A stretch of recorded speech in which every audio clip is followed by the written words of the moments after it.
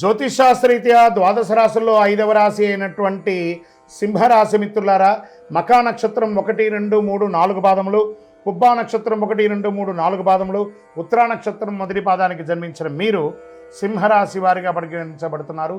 ఈ నెల మీకు శుభాశుభ ఫలితాలు ఎలా ఉన్నాయంటే, ఈ నెల మీకు చాలా విధాలుగా అనుకూలం ఉంటుందండి. సింహరాశి మిత్రులారా, మీరు చాలా బాగుంటుంది. అన్ని వీడియోస్ చూసి ఫోన్ చేసి అడుగుతున్నారు, చాలా ఇబ్బందులు పడుతున్నామని. ఏది నమ్మాలి ఏది నమ్మకూడదు గురుగారిని అడుగుతున్నారు. గోచారం అంతా ఒక 140-150 కోట్ల మంది ఉంటే అందులో 10% మంది మాత్రమే మీరు ఉంటారు. అది అందరికీ వర్తిస్తుంది కాదు. గోచారం అంటే యూనివర్సల్, మీ వ్యక్తిగతం అంటే మీ వ్యక్తిగతమే. కాబట్టి కేతువులు సింహం అద్భుతం. మీరు అద్దం ముందు ఉన్నట్టే సాధిస్తారండి. సింహం ఎప్పుడైనా ఓడిపోతుందా? అంత అద్భుతంగా సాధిస్తారు. సూర్యుడి మరియు బుధుడు 4వ ఇంట పైన ప్రభావం చూపుతున్నాడు. లగ్నంలో కేతు అనుకూలంగా. సో నో ప్రాబ్లం, మీకు నో ప్రాబ్లం. అంతే. 23 నుండి మీకు అద్భుతం. పోయిన నెల మే 23 నుండే మీకు వెలుగు వచ్చినట్టే. మీరు మంచి ఇప్పుడు నేను షూటింగ్లో ఎలా ఇన్ని లైట్స్ మధ్య కూర్చున్నాను, అలాగే సింహరాశి వారు అద్భుతంగా ఉన్నారు. అష్టమ శని వల్ల నాకు ఏమో అయిపోతుందో ఈ ప్యానిక్ అంతా అవ్వాల్సిన అవసరం లేదు.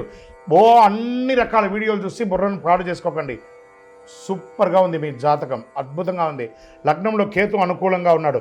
రాహు కేతువు షార్ట్ టైం సమస్యలు ఇస్తుంటారు. రాహు కేతువులు అంతా ఏం చేస్తారు, ఏమో అయిపోతుంది అవన్నీ షార్ట్ టైం, అలా ఫ్రాక్షన్ ఆఫ్ సెకండ్ అలా వెళ్ళిపోతుంది.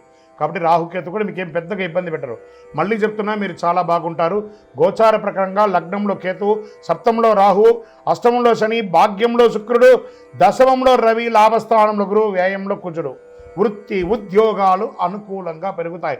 సింహరాశి మిత్రులారా, దీనికోసమే కదా మీ ఆరాటం. అన్నీ అనుకూలంగా ఉంటాయి. పదోన్నతి, బదిలీ ఈ నెల అనుకూలంగా ఉంటుంది. మహిళలైతే ఉద్యోగం చేస్తున్న మహిళలకి మంచి అవార్డ్స్ కూడా పొందే అవకాశాలు బాగా ఉన్నాయి. ఊహించని మద్దతు లభిస్తుంది సమాజంలో. ఈ నెల సుదీర్ఘ ప్రయాణాలు కూడా స్త్రీ పురుషులు ఎవరైనా చేస్తారు. లోను, రాయితీ, పర్మిషన్ చాలా అద్భుతంగా ఉండి అన్నీ వస్తాయి. ప్రముఖులతో, సమాజంలో ఉన్నత స్థితిలో ఉన్న వారికి పరిచయం పెరుగుతుంది. ఆర్థిక సమస్యల నుంచి చాలా వరకు బయటపడతారు.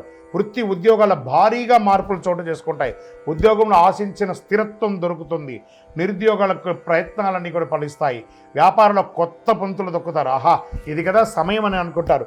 శని భగవానుడు వచ్చినా ఆయన మనల్ని ట్యూన్ చేస్తున్నాడని. మిగతా గ్రహాలన్నీ అనుకూలంగా ఉన్నాయి కదా, కృతజ్ఞత చెప్తాం.